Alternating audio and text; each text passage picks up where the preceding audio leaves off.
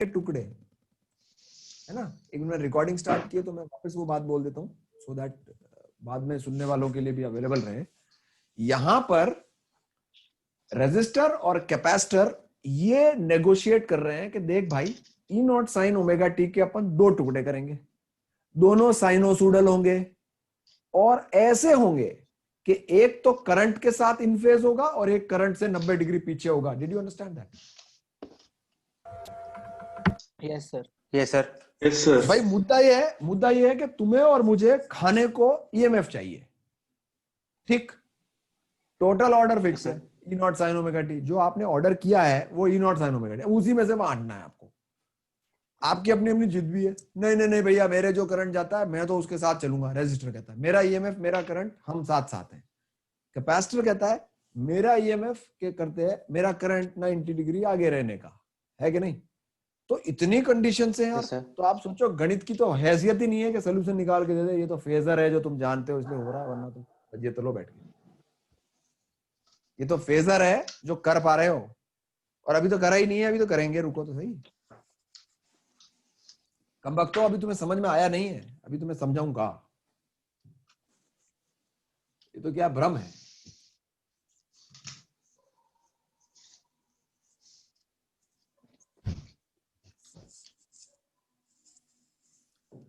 ठीक है यार, हम अपने कहानी के आखिरी पड़ाव पे हैं। हेलो, हाँ बोलो सर। इस बात को उससे भी कह सकते हैं सर, वो जोर से बोलो, एक तो यार मन में मत बोलो। सर वो हर एक पॉइंट का पोटेंशियल दिखता है नोडल एनालिसिस में। हाँ। तो उस तरीके से भी तो कह सकते हैं इस बात को। नोडल में हर पॉइंट का क्या लिखोगे, क्या होगा उससे? सर लिखते तो थे ना सर अपन, मतलब जैसे इसका तो बैटरी को क्रॉस किया तो वी हो गया उसका, और फिर उसके बाद ऐसे तो ऐसे रेजिस्टर को क्रॉस करेंगे तो उसका आई नॉट। हाँ लिखो ना, क्या दिक्कत है, लिखो। सर जो आपने कहा था कि मैथ्स की औकात नहीं है, मतलब उसका क्या मतलब है? अरे मैथ्स की औकात का मेरा मतलब ये नहीं है, मेरा मतलब ये है कि मैथ से करने जाओगे ना तो हेल लॉट ऑफ इंटीग्रेशन घुस जाएंगे। ये तो अभी तुम एक बार मैं तुम्हें ये समझाता हूँ, फिर तुम इसको मतलब कर तो सकते हैं ना। अरे कर तो दुनिया में कुछ भी सकते हो यार, लेकिन जो कंफर्ट से, जिस कंफर्ट से तुम अल्टरनेटिंग करंट साइनोसॉइडल के साथ, जिस कंफर्ट से फेजर से होते हैं, मैथ्स हाथ डालने में भी तुम्हें लगेगा कि छोड़ो यार। एक बात बताओ मेरे को, चलो हटाओ, तुम तो मेरे को इसका सोल्यूशन निकाल के दिखाओ। मैं ये नहीं कह रहा हूं कि तुम निकाल नहीं सकते, इसका सोल्यूशन निकाल के दिखाओ इस डिफरेंशियल इक्वेशन का। तुम क्या कहोगे, अरे ये तो सर पता है होता है। अबे तो साले तुक्के वाला मेथड है ना वो तो। क्यूबिक इक्वेशन को कैसे सॉल्व करते हो बताओ जरा। सर ये वाली तो V D V by D X हो जाती है ना। एक रूट डाल देते हो, फिर उसको फैक्टराइज कर लेते हो, फिर जो बचता है उसको क्वाड्रेटिक की तरह सॉल्व कर देते हो। मैं तो यही पढ़ के आया हूँ। अब तुमने अगर कुछ नई मिठाई खा ली है तो बात दूसरी। सर नहीं ऐसे ही करते हैं। अच्छा अब सुनो जरा, लेट्स नॉट स्ट्रेच इट। मैं एक बार जो मैंने अभी उसको से ढंग से बोलना चाहता हूँ, है ना। I would really want you to listen, ठीक है। जब तक आपको ये डेफिनेशन समझ में नहीं आएगी ना, ये जो डेरिवेशन जो मैं अब कर रहा हूँ, अब देखो तुम्हारे सामने पूरी ब्लैंक स्लाइड लगा के मैं सॉल्व कर रहा हूँ, सो दैट क्या वो पीपीटी में लिखी लिखी चीज पढ़ाने का मजा नहीं आता। पीपल, हमारे पास ई नॉट साइन ओमेगा टी नाम का एक सोर्स है, ध्यान से सुनना, है ना। I want to feel satisfied that you got it, that's my problem. तो मैंने कहा कि भाई ये जो रेजिस्टेंस है और ये जो कैपेसिटेंस है, ये दोनों सीरीज में है। अच्छी बात है, दोनों सीरीज में है। इसका मतलब इसमें जो करंट फ्लो करेगा वो दोनों में कॉमन फ्लो करेगा। हम ये भी जानते हैं कि जब आपका इनपुट साइनोसॉइडल है तो आपका आउटपुट भी साइनोसॉइडल होना चाहिए। आउटपुट बोले तो करंट साइनोसॉइडल होना चाहिए, कैपेसिटर को जो वोल्टेज मिल रहा है वो साइनोसॉइडल होना चाहिए, रेजिस्टेंस को जो वोल्टेज मिल रहा है वो भी साइनोसॉइडल होना चाहिए। Everything should be sinusoidal because the input is sinusoidal, है ना। तो सब चीजें रिलेटेड होती हैं, ठीक है। तो देखिए, हमने कहा कि भाई करंट कॉमन है, तो मेरा पहला जो क्या कहते हैं प्रपोजल है वो ये कहें कि चलो जो आई मैक्स होने वाला है सर्किट में उसको हम क्या मान लेते हैं, आई नॉट। आई नॉट को अपन करंट की मैक्सिमम वैल्यू मान लेते हैं। मान लिया मैंने, ये अननोन है मेरा, जैसे वो इक्वेशन इन वन वेरिएबल होता है वैसे। तो I naught being the maximum current in the circuit, then मेरा सेकंड प्रपोजल ये होगा कि जब आई नॉट आपका मैक्सिमम वैल्यू है करंट का, तो डेफिनेट सी बात है कि जब मैं करंट का फेजर बनाऊंगा तो उसकी उसकी उस फेजर की लंबाई आई नॉट होनी चाहिए, और फिर वो फेजर क्या करेगा, वो फेजर तो गोल गोल घूमेगा। तो जिस समय पर मैं तो भाई किसी एक ही समय पे डिस्कस कर सकता हूँ ना, सारे समय को एक साथ कैसे डिस्कस कर सकता हूँ। तो मैंने तो दबाया, रिमोट लेके दबाया पॉज, और जब मैंने पॉज दबाया तो किस्मत और दिन अच्छा था कि ये जो करंट का फेजर है वो इस अवस्था में रुक गया, हालांकि वो ओमेगा से ऐसे गोल गोल घूम रहा था। ठीक बात है यहां तक। अब हमने कहा कि जब करंट का फेजर ऐसा था तो साथ के साथ अगर मैं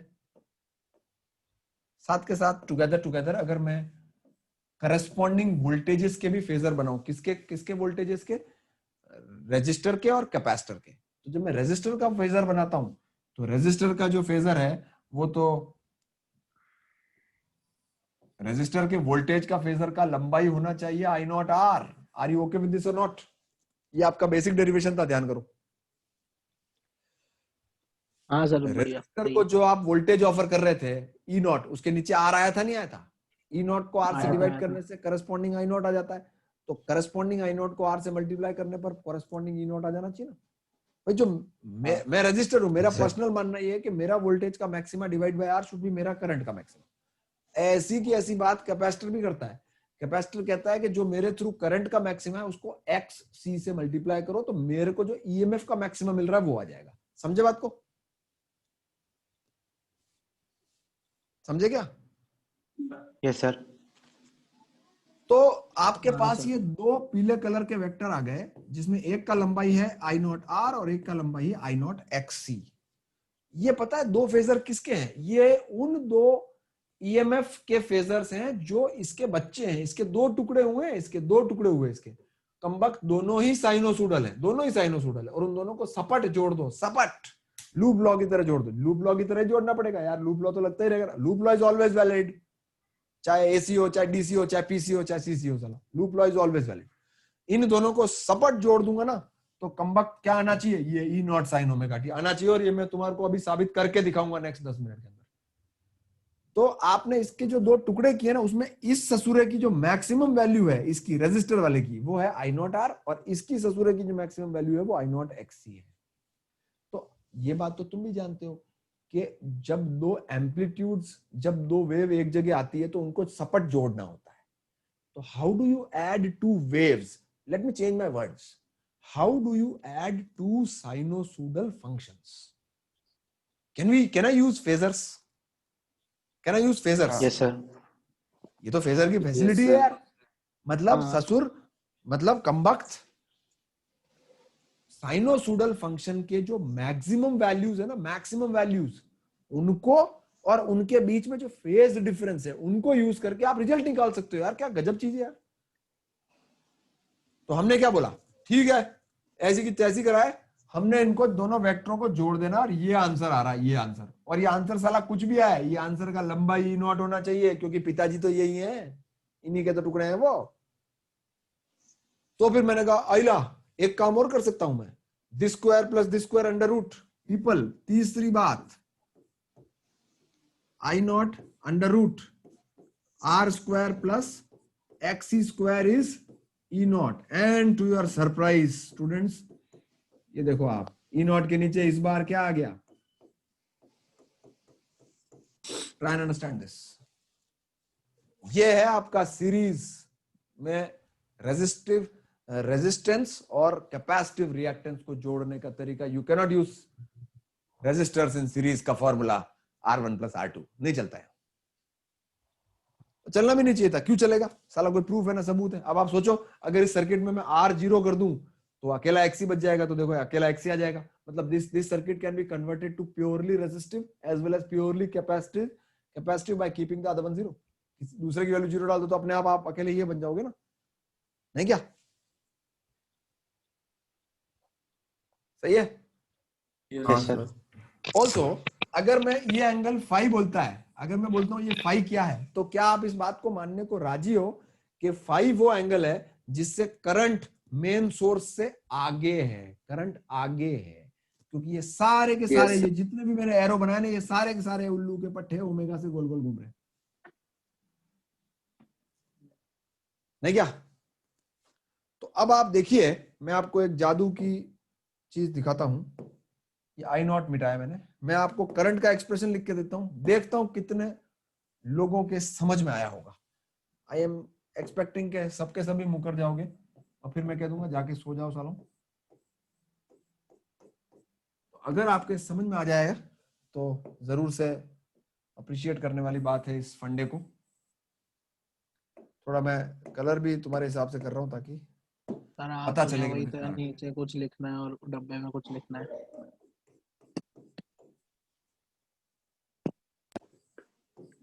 चेक करो, क्या ये करंट का एक्सप्रेशन है जो इस सर्किट में बहने वाला है? हाँ यस सर। हाँ सर।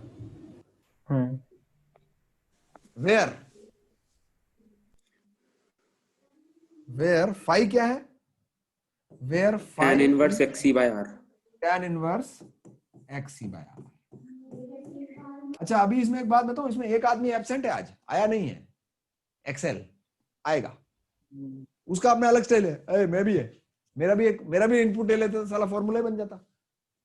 यही तो मैं कहने वाला हूं। पहले मैंने तुम्हें आरसी पढ़ाया, अब मैं तुम्हें क्या पढ़ाऊंगा? LCR, so that everybody is there and whosoever is not there just उसकी टर्म हटा देना, एब्सेंट लगा देना उसकी, तो अपने आप फॉर्मूले छोटे हो जाएंगे आपके। मतलब ये जो मैं पढ़ा रहा हूं that is the subset of LCR, समझे? अब देखो एक जबर जोरदार बात, सुपर अल्टीमेट जोरदार बात। तुम में से है किसी में दम ये बात बताने का कि अगर तुम ये बात मान गए हो कि this is the bloody expression for current as a function of time through this circuit, can you write the voltage of the capacitor as a function of time और voltage of the resistor as a function of time? I know that the voltage of a resistor as a function of time is easy. कैसे लिखोगे बताओ? तुमको थोड़ी देर पहले मैंने बताया था वोल्टेज दे रखी है रेजिस्टर के अक्रॉस तो करंट कैसे लिखते हैं। आज करंट दे रखा है रेजिस्टर के अक्रॉस तो वोल्टेज कैसे लिखोगे बताओ? R से मल्टीप्लाई कर देंगे। Yes sir. कुछ नहीं, कुछ Reactance। करना ही नहीं है, बट कुछ तो करना है ना। क्या करना है बताओ? सर ये R आर से square multiply। Plus X square capacitor को में इस साइड रिएक्टेंस से फेंक देंगे। मल्टीप्लाई कर देंगे। सर R से मल्टीप्लाई कर देंगे, E नॉट R हो जाएगा ऊपर। सर ये under root R square plus X square से मल्टीप्लाई ओके करेंगे। People, if you can remember this in your mind या कहीं किसी कॉपी में लिख, क्योंकि मैं अगले पेज पे जा रहा हूँ, क्योंकि मुझे इसकी जरूरत पड़ेगी। मेरे को तो याद है, तुम देख लो इसको ढंग से। सिंपल ही तो है। सिंपल है, अच्छी बात है।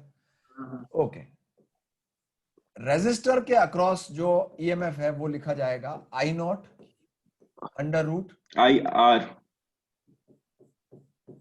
इंटू आर, और डब्बे में ससुरा कुछ नहीं करना है, कुछ नहीं करना है डब्बे में। सर वो तो सेम ही रहेगा। एग्जैक्टली और अब यहाँ बता दो, चलो जब इतना समझ में आ गया तुम्हारे। Sir XC। आई नॉट नहीं ई नॉट आएगा। XC और सर प्लस 5 माइनस 5 है। एक मिनट, ये नॉट आएगा, सही कह रहा हूँ। तो क्या जज्बाती हो जाता है आदमी।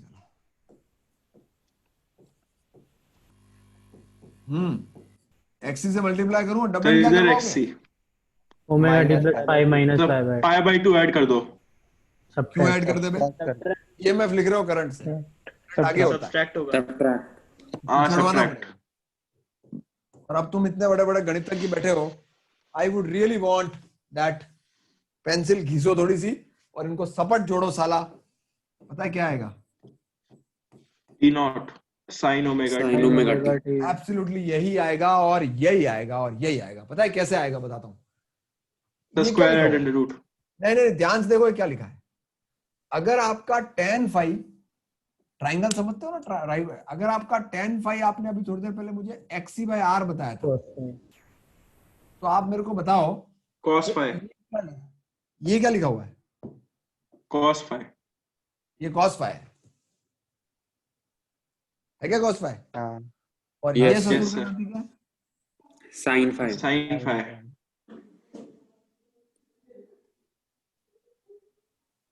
sin ना? थीटा cos थीटा वाला लग जाएगा। अच्छा, और सर ये ये कौन है? माइनस cos थीटा हो ये जाएगा। Minus cos minus sin। cos। Minus cos theta. ठीक है, तो मेरे हिसाब से जब इतने लोग सामने देख रहे हैं तो मैं इस कचरे को साफ करता हूं यहां से और इसके आगे लिख देता हूं cos phi। ठीक है, और इस कचरे को साफ करता हूं यहां से और यहां लिख देता हूं sin phi। ठीक है जी, और उसके बाद इस वाले कचरे को मिटाता हूं और यहां लिखता हूं माइनस साइन के साथ Cos। cos of omega T plus phi. अब आप मेरे को सोच के बताओ, साइन भी माइनस है, sine A cos B minus cos A sine B, isn't it sine A minus B? Yes sir. तो ई नॉट तो कॉमन आ जाएगा, और साइन ए माइनस बी तो फाई फाई कट जाएगा, और अकेला क्या बचेगा? Omega T. Omega T. इसका मतलब आपने क्या सीख लिया? आपने ये सीखा कि अगर आपको कोई आर और सी का सीरीज दे दे, है ना, और आपको एक साइनोसोडल नाचता हुआ ईएमएफ दे दे, तो आप उस साइनोसोडल नाचते हुए ईएमएफ के दो छिलके तोड़ोगे, वो दोनों साइनोसोडल ही नाच रहे होंगे, है ना, एक रेजिस्टर का होगा, एक कैपेसिटर का होगा, उन दोनों को वापस जोड़ोगे तो ओरिजिनल ये आंसर आना चाहिए। प्लस वो दोनों टुकड़े एक रूल फॉलो करने चाहिए, जो करंट सर्किट में बह रहा है वो एक के साथ तो होना चाहिए क्या, इन फेज, और एक के साथ 90 डिग्री आगे होना चाहिए। करंट का भी अपना एक एक्सप्रेशन होना चाहिए। तो ये सारी चीजें आपने सोचो फेजर से कितनी आसानी से निकाल ली।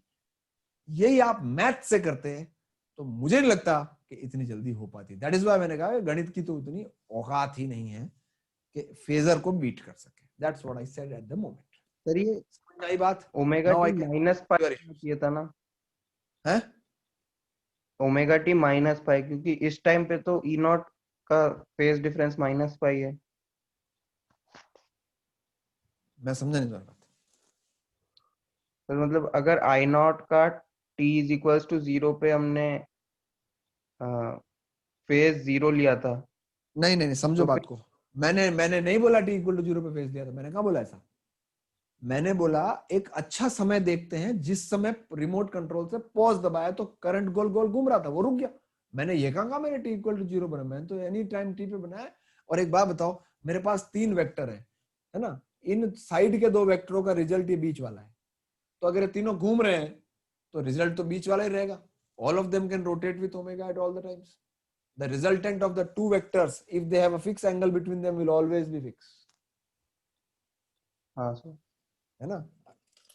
तो मैंने तो कुछ नहीं किया, मैंने एक फेजर ये बनाया, एक फेजर ये बनाया, एक फेजर सोर्स का बनाया। ये पीले रंग का पेंसिल करंट को भी रिप्रेजेंट करता है। ये तीनों घूम रहे, गोल गोल घूम रहे, तो इन तीनों को क्या दिक्कत है? ओमेगा से गोल गोल घूम रहे। तो every time they will maintain के भाई तेरा मेरा क्या रिश्ता है, they will maintain the inter रिश्ते between them, but they will keep on rotating. That's what I said. अब आप मेरे को सोच के बताओ कि क्या आप ये का ये डेरिवेशन एलसीआर के लिए कर सकते हो खुद? हाँ सर, मैं आपको बता देता कोशिश हूं। कर सकते हैं। Yes sir. मैं आपको एक बात बताता हूँ, ये तुम्हें ही करनी कोशिश, क्योंकि नोट्स तो मैं भेज चुका हूं, तू कैन रेफर देम। कभी भी करंट का एक्सप्रेशन ऐसे लिखा जाएगा। ये फॉर्मूला देखो यार, इसमें कोई शर्म नहीं आती मेरे को बोलने में कि ये फॉर्मूला बेस्ड चैप्टर है, लेकिन इसको भी अपन फील करके कर रहे हैं। आप सोचो अपन ने फाइनल आंसर को ऐड करके कंफर्म कर दिया, और क्या चाहिए? इज जेड, अब ये जेड पता है क्या है यार? आपने क्या चाहिए? रेजिस्टेंस ले लिया और रिएक्टेंस ले लिया। पिछली बार आपने जो जेड का फॉर्म, जेड की जगह आपने पिछली बार क्या देखा था? √r² + x²। तो बेसिकली अगर आप सिर्फ रेजिस्टेंस रख रहे हो तो रेजिस्टिव सर्किट, सिर्फ कैपेसिटेंस रख रहे हो तो रिएक्टिव सर्किट, लेकिन अगर आप दोनों का मिक्सचर रख रहे हो तो रेजिस्टेंस और रिएक्टेंस को जोड़ के आएगा क्या? उसको एक तीसरा नाम दिया है सालों ने, उसका नाम है impedance. Impedance, the symbol is Z. जरूरी है। हाँ, रेजिस्टेंस, रिएक्टेंस, फिर उनकी मिक्स सब्जी बनाओगे तो इंपीडेंस। इंपीडेंस का फॉर्मूला ये होता है, ये आपको डेराइव करना, और मुझे उम्मीद है कि तुम लोग कर लोगे। अभी जो जस्ट मैंने फॉर्मूला डेराइव किया ना, xc² + xl²। प्लस नहीं होता है। XC - XL का होल स्क्वायर। अब वो क्या, इतनी तुमने गणित पढ़ ली ना, मैथ्स पढ़ ली, फॉर्मूले पढ़ लिए, तो क्या तुम में से कई लोग प्रिडिक्ट भी कर सकते हैं। अच्छा, किसी को ये फील आ रही है इसको पढ़ के, कुछ फील आ रही है इसको पढ़ के? मतलब एक पहला थॉट जो इसको देख के आता है, एक होता है ना जैसे किसी को देख के आ जाता है कि मतलब एक वर्ड आता है आपके मन में, एक शब्द जो पढ़ाई रिलेटेड, गाली गलौज नहीं, पढ़ाई रिलेटेड कोई एक फील आती है कि इस एक्सप्रेशन को देख के? मैं tan phi सर वो फेजर में L और C एकदम ऑपोजिट होंगे। सर L ऊपर होगा बस, और C नीचे था उस टाइम, उसी डायग्राम। अच्छा, पिछले बार अभी थोड़ी देर पहले जो हमने डेरिवेशन किया था अभी जस्ट, उसमें एक्सेल नहीं था, तो एक्सेल की एब्सेंट लगा दो। इसमें 0 नहीं डालनी वैल्यू, एब्सेंट मतलब वो टर्म हटा लो आप वहां से, बेटर वर्ड्स, अच्छे शब्द का प्रयोग यही होता है। अच्छा एक और मजे की बात है, थोड़ी देर पहले मैंने तुम्हें पावर फैक्टर बोला था ना एक, cos phi, can you also agree to this fact?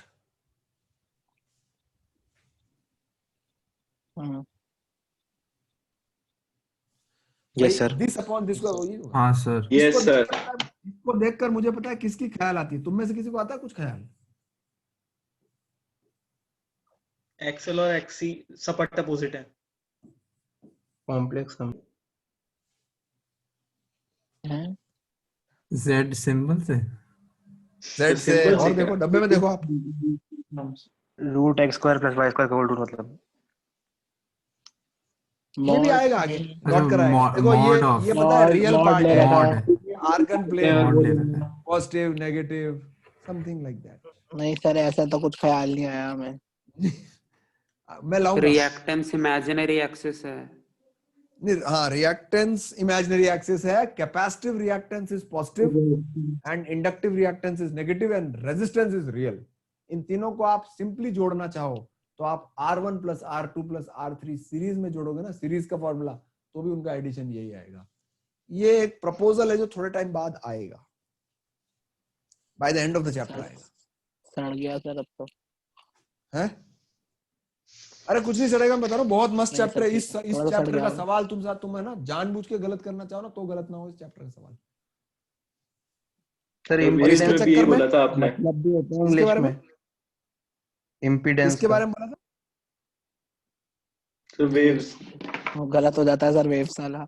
नहीं होता यार, वेव्स इस चक्कर में तुम्हारे वेव और एसएचएम भी रिवाइज हो जाएंगे। तो मैं तो वेव्स एसएचएम इनके जो सवाल होते हैं ना, ये जो क्या बोलते हैं, इंटरफियरेंस के सवाल, कंस्ट्रक्टिव डिस्ट्रक्टिव इंटरफियरेंस, इनके सवाल तो ये सारे एक जैसे होते हैं यार, सारे चैप्टर आपके एक साथ प्रिपेयर होते तो इजंट इट। सर वही तो प्रॉब्लम है, एक क्लिक नहीं किया तो कुछ क्लिक नहीं करता।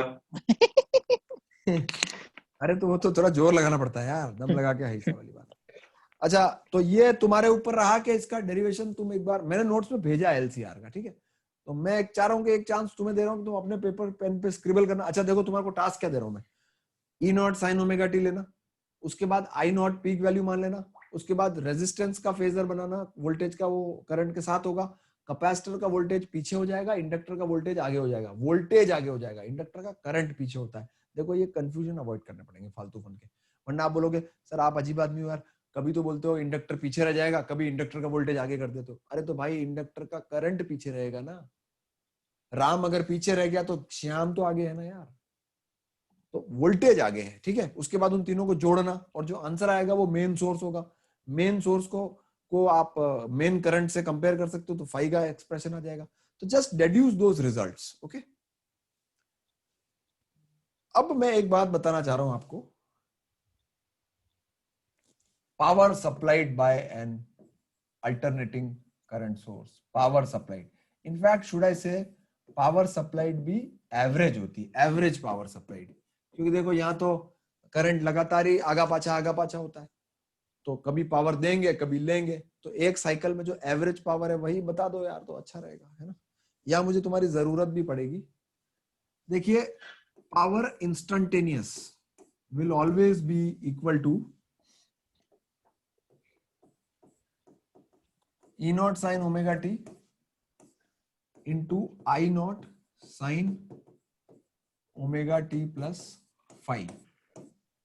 ये अपन इन जनरल करेंगे क्योंकि आप करंट के सॉरी वोल्टेज के एक्सप्रेशन से करंट का एक्सप्रेशन एनीवेज निकाल ही सकते हो, इसको Z से डिवाइड करते हो, डब्बे में जोड़ना है या नहीं जोड़ना है वो अपन से हर सिचुएशन में देखते हैं।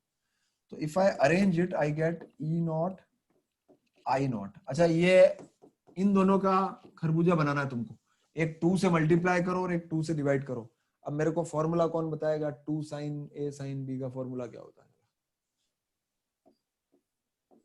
cos omega T cos A minus B, cos of A minus B तो होता है, ये तो मेरे को पता है। फिर आगे minus cos of A plus B, minus cos of A plus B, minus cos of A plus B, A plus B। तो आपका ये एक्सप्रेशन बन जाता है, ठीक है। अब आप देखोगे आपको इसकी एवरेज वैल्यू निकालनी, तो ये जो बाहर जो चौकीदार मल्टीप्लाई किया हुआ है ये तो एवरेज में मल्टीप्लाई हो जाएगा, इसकी कोई दिक्कत नहीं है। अगर आप फर्स्ट टर्म का एवरेज देखते हो तो फर्स्ट टर्म तो कांस्टेंट है, तो ये जो शुरुआत का पार्ट है E naught I naught by 2 cos phi, ये तो आएगा ही आएगा। उसके बाद जो बचता है वो बचता है कोसाइन टर्म, और साइन या कोसाइन कोई भी एक्सप्रेशन उसका 1 पीरियड में एवरेज वैल्यू क्या, एवरेज वैल्यू क्या होती है, 0। तो बेसिकली आपका जो पावर का जो एवरेज वैल्यू है उसका फॉर्मूला क्या बनता है, ये E naught I naught by 2 cos phi। फिर किसी ने कहा एक काम करते हैं, इस 2 के 2 फड़के फाड़ो, √2 तो what is E naught by √2? Average value RMS RMS So E RMS I RMS cos phi.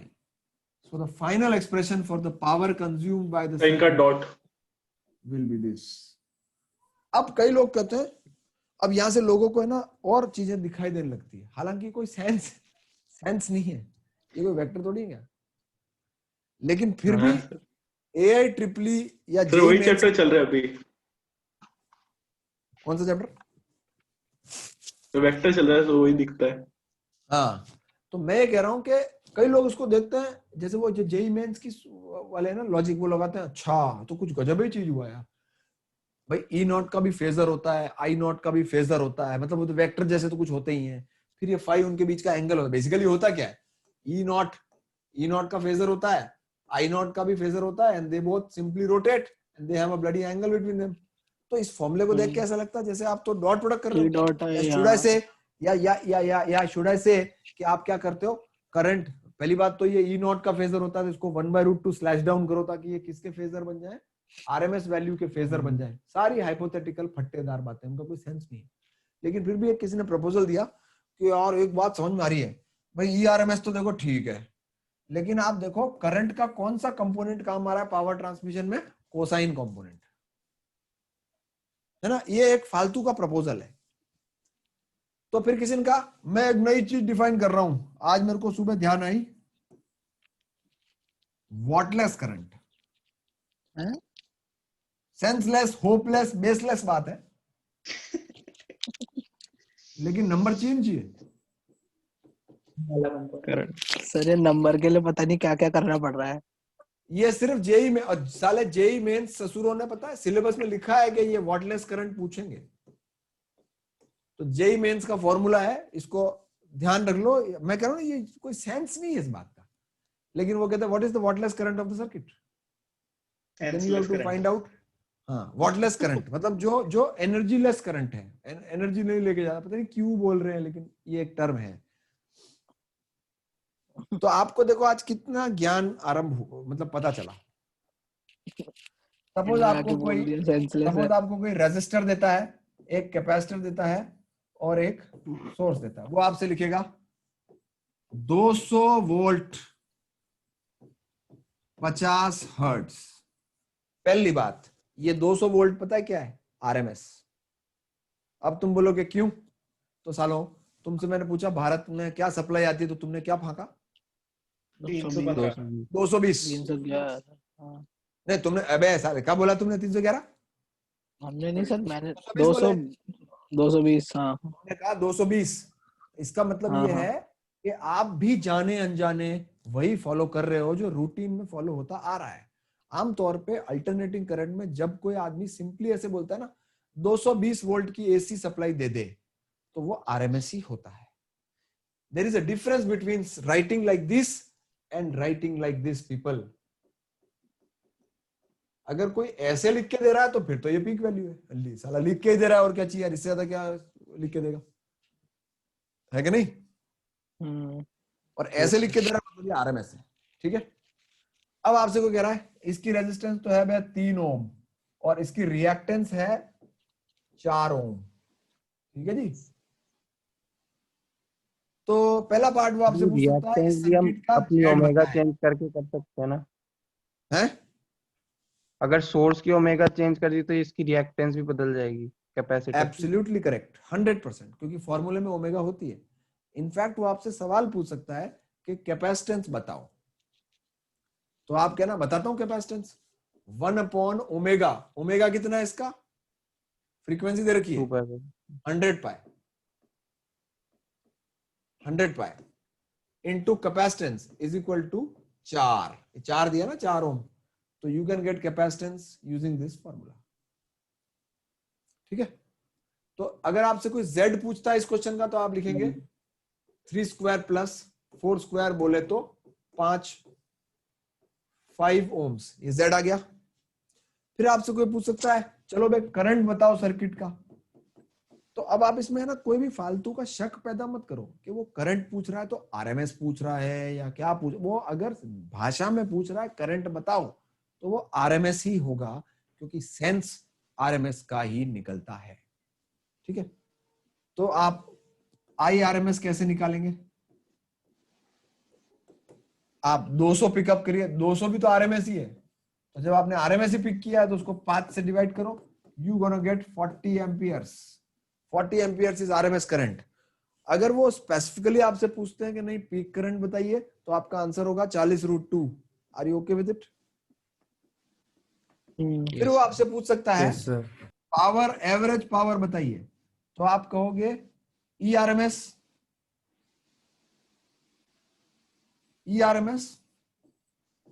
Into IRMS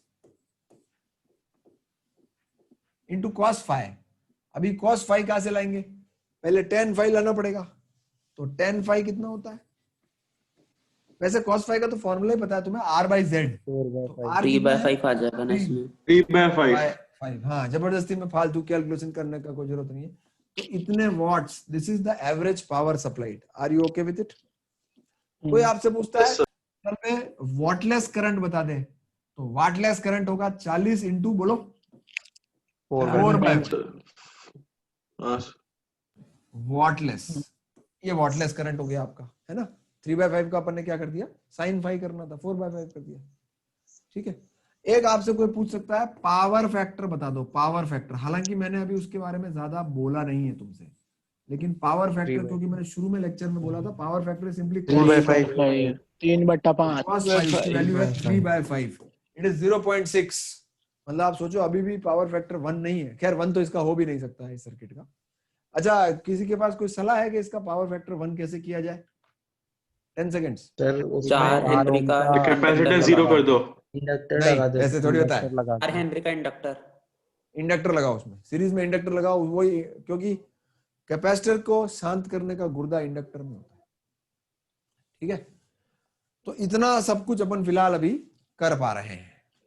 ये 5 फॉर्मूले हैं इसके ऊपर। अब इसमें कोई समस्या है तो बताओ। ये बहुत अपन ने, यूं मानो आज के अपन ने कैपेसिटेंस की ये अल्टरनेटिंग करंट की अपन ने पेड़ प्लांट कर दिया है। अब इसको अपन को एक्सटेंशन करना है। अब मैं काफी स्पीड में चीजें ले सकता हूं अगर आपको ये बेस समझ में आ गया तो। सर पावर फैक्टर क्या होता है, एक बार वापस बताना। देखो, पावर फैक्टर के बारे में अभी मैंने कुछ बोला नहीं है, सिर्फ फॉर्मूला बताया है। मैं उसके बारे में बोलूंगा, थोड़ा सा और डिटेल बोलूंगा। भाई व्हाट इज पावर फैक्टर? वो रेशियो है जो आपको बताता है कि आपका सर्किट कितना एफिशिएंटली एनर्जी ले लेता है ईएमएफ से। अगर पावर फैक्टर 1 है तो you are at the maximum level of pulling out the energy from the EMF. Power factor मतलब एफिशिएंसी है पावर की, एफिशिएंसी, हाँ, समथिंग लाइक दैट कह सकते हो। बाकी मैं बताऊंगा कि अब तुम, कई लोग सोचेंगे सर पावर फैक्टर तो पावर के फॉर्मूले में ERMS, IRMS, cos phi, it is just 1/3 part, बाकियों से तो बात ही नहीं की आपने। लेकिन इस फॉर्मूले में खास बात है, अगर पावर फैक्टर मैक्सिमाइज होगा तो बाकी दोनों अपने आप ही मैक्सिमाइज हो जाते हैं।